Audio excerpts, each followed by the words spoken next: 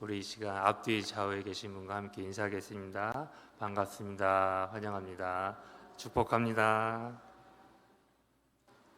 네, 환영하고 축복합니다. 오늘 저는 졸업생이라는 말씀의 제목을 가지고 함께 말씀을 나누도록 하겠습니다. 우리가 지난주에도 살펴본 3장 전반부의 내용을 보면은 바울이 지금 그런 얘기를 하고 있었죠. 성령을 우리가 어떻게 받느냐, 우리가 율법의 행위로 받느냐, 그렇지 않다, 우리가 믿음으로 받는 거 아니겠냐라고 이렇게 이야기하면서 아브라함의 믿음을 가지고 또 오게 되는 거죠. 그러면서 아브라함이 믿음으로 말미암아 의롭게 함을 받고 또 의롭게 함을 받은 것을 통하여서 또 그가 하나님의 약속을 얻게 되었다. 그래서 믿음과 약속을 결부시키는 작업을 이제 바울이 하게 되는 것이죠. 그러면서 그 약속이 무엇이냐에 대해서 또 바울이 이야기하는데, 바로 아브라함으로 말미암아서 이방인 모든 족속이 복을 받을 것이다라는 그 약속을 하신 것 아니냐. 이게 바로 믿음으로 말미암아 아브라함이 약속을 받은 것인데, 그 약속의 내용은 곧 그로 말미암아 모든 이방인이 복을 얻게 된다라는 것을 말씀하고 계시는 것이죠. 그리고 이방인이 이 믿음으로 말미암아 그 아브라함의 복에 참여하여서 아브라함의 그 약속을 함께 누릴 수 있게 된다라고 말씀하십니다. 그리고 그 약속의 내용을 바울은 바로 성령을 말씀하시면서 성령을 선물로 우리가 받게 된다라고 바울은 선포하고 있는 것이죠. 그리고 나서 이어진 오늘 본문의 말씀을 보면은 15절에서 약속에 대해서 언급을 이제 하고 있습니다. 그래서 무엇이라 이야기하냐면, 일반적으로 우리가 사람끼리 하는 그 언약도 아무도 패하거나 더하거나 하지 못하지 않냐. 그런데 하나님의 약속을 우리가 패할 수 있겠냐라고 그 질문을 이제 던지게 되는 것이죠. 그러면서 16절에서는 위에 쭉 나왔던 아브라함과 하나님의 약속이 그리스도로 말미암아서 우리에게 지금 성취되었음을 이야기하고 있습니다.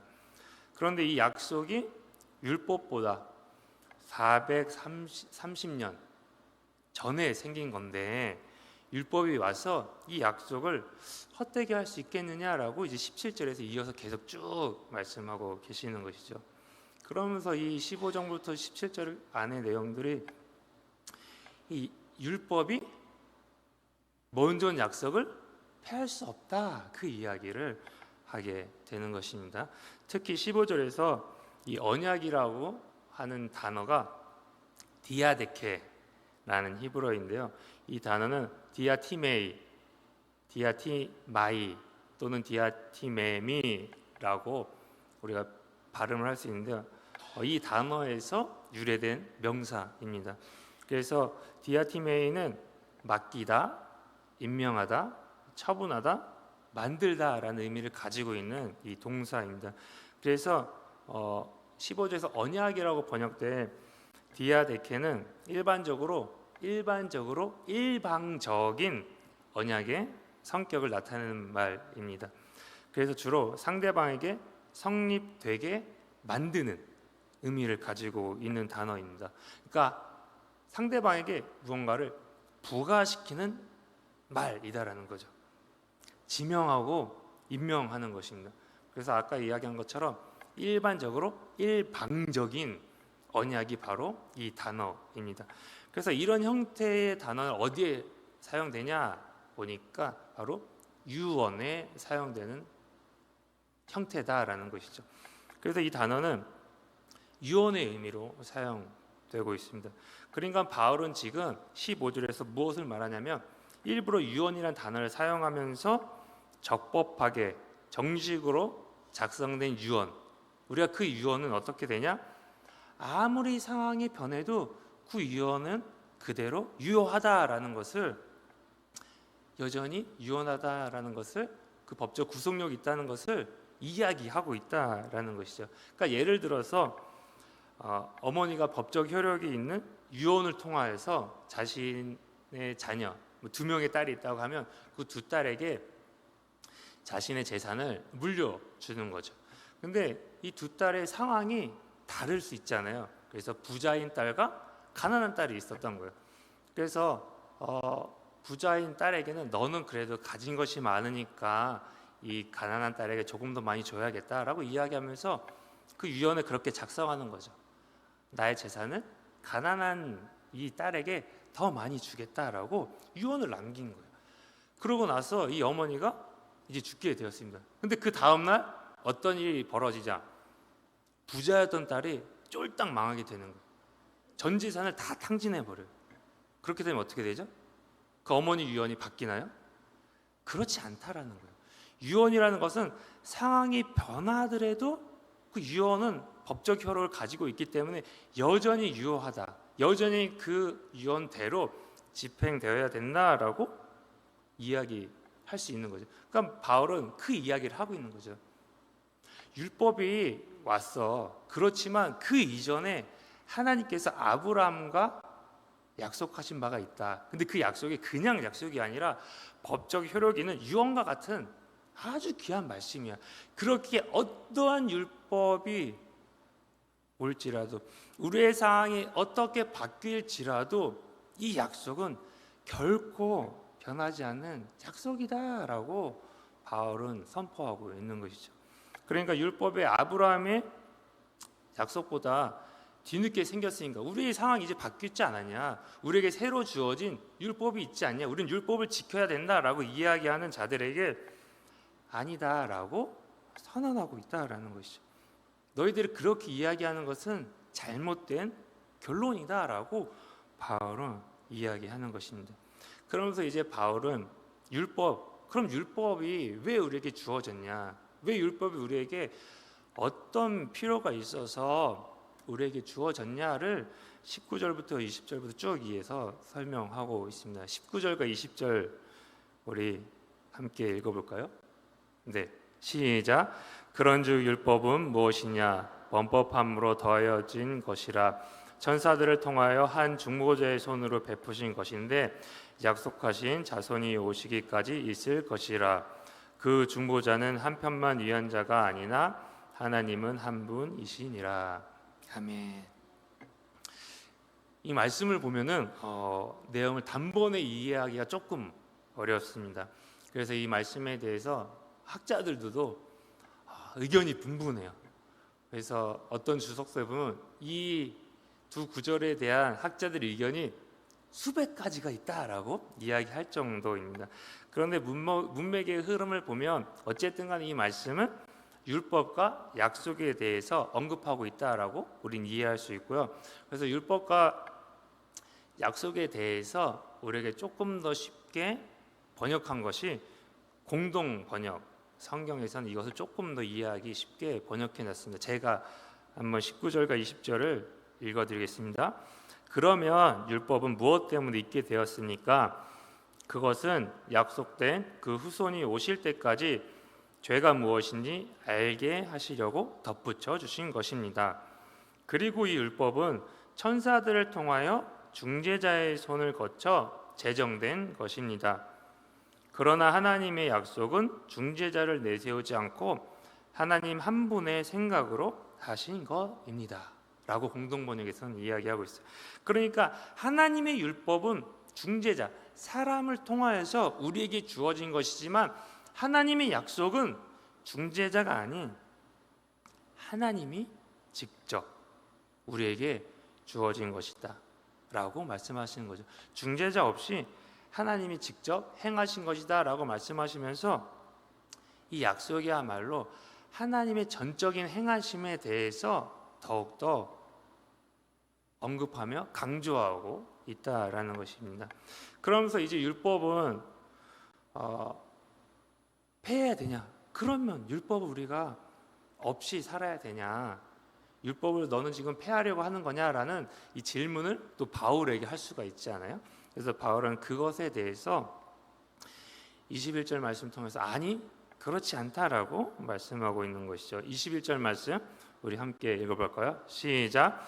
그러면 율법이 하나님의 약속들과 반대되는 것이냐?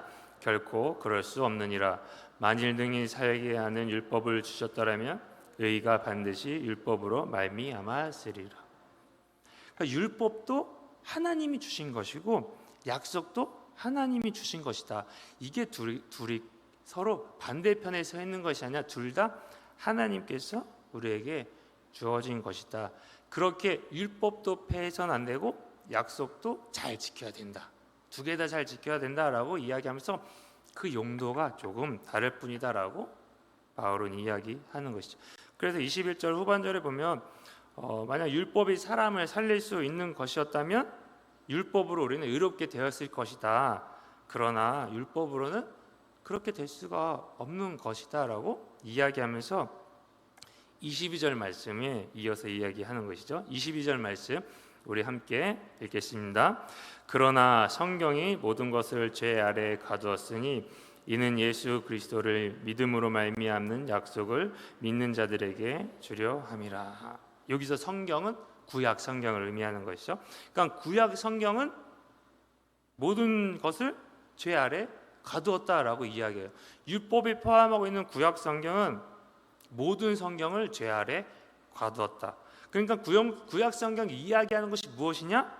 온 세상이 죄에 갇혀 있다. 그것을 이야기해 주고 있다라는 것입니다. 그러니까 율법이 말하는 바, 구약 성경이 말하는 바가 무엇이냐? 우리가 죄인이라는 거예요. 그것을 구약 성경이 우리에게 알려주는 것이다라는 것이죠. 여러분 창세기에 무슨 내용이 있죠? 하나님이 세상을 참으로 아름답게 창조하셨더라. 그 내용만 있나요? 그렇지 않아요.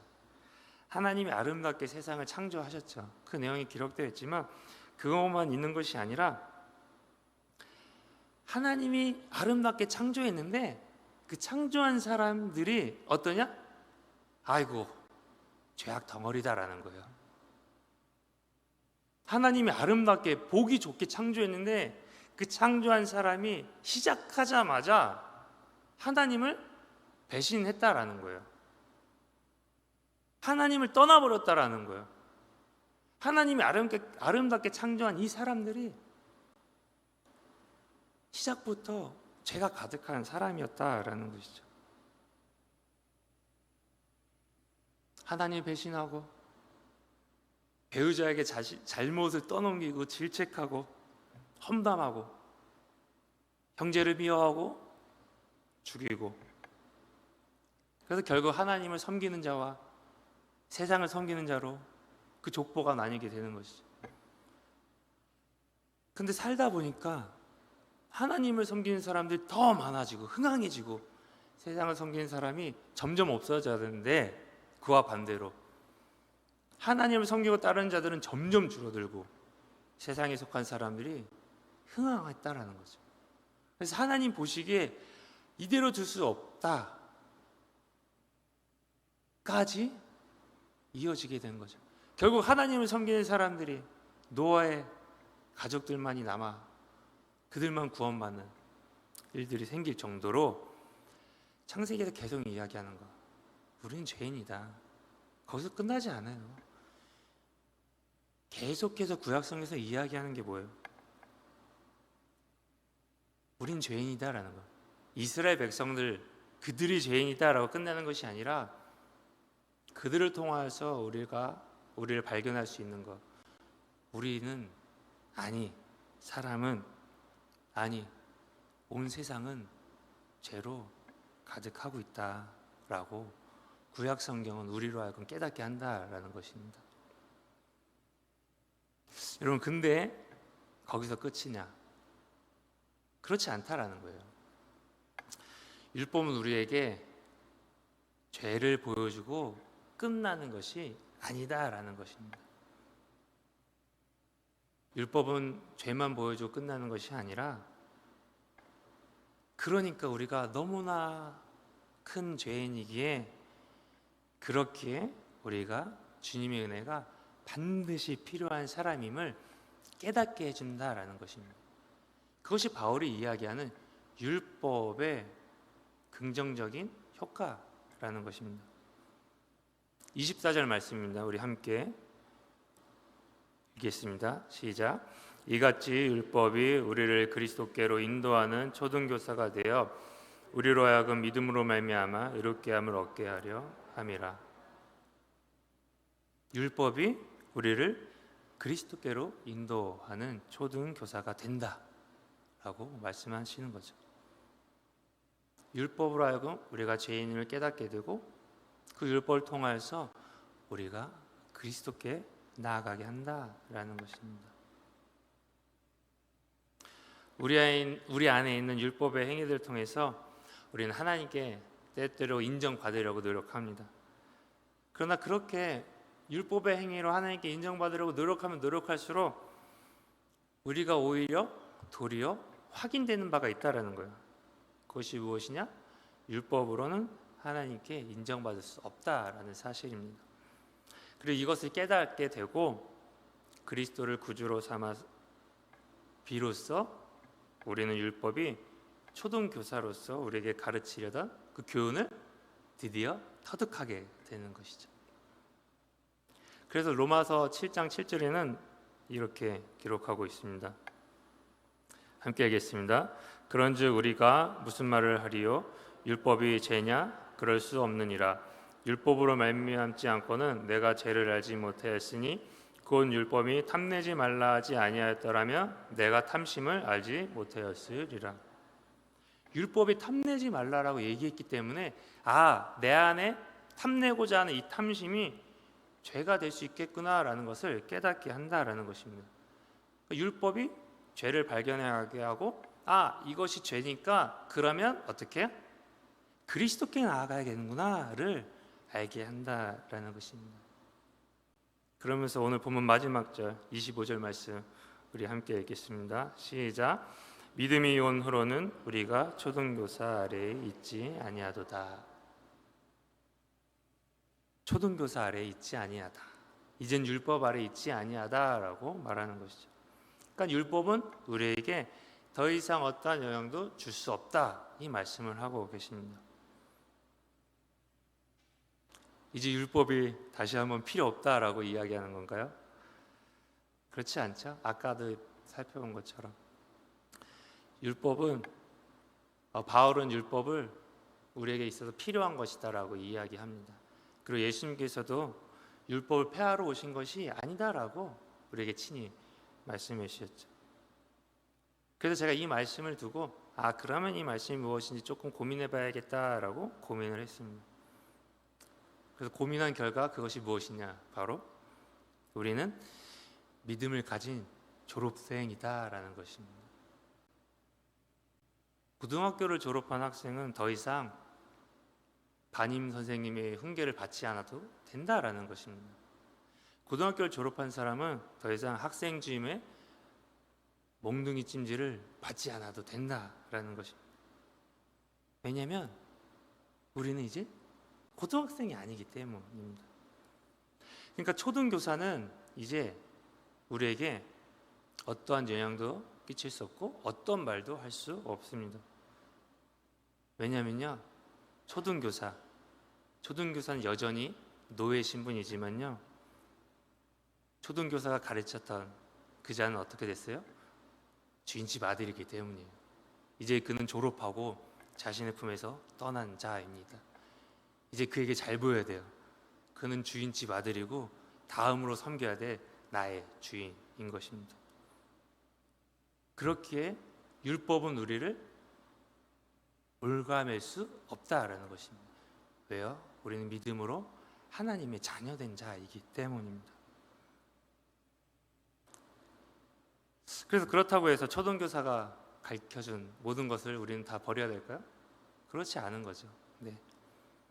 여전히 주인집 아들로서 해야 할 본분을 지켜야 되는 것입니다. 그것을 초등교사가 가르쳐줬던 것이죠. 그 배운 것들을 이제는 초등교사 아래에서 행하는 것이 아니라 초등교사 무관하게 나의 뜻 안에서 그것들을 행하는 것, 그것이 올바른 주인집 아들로서의 책임과 의무다라는 것입니다.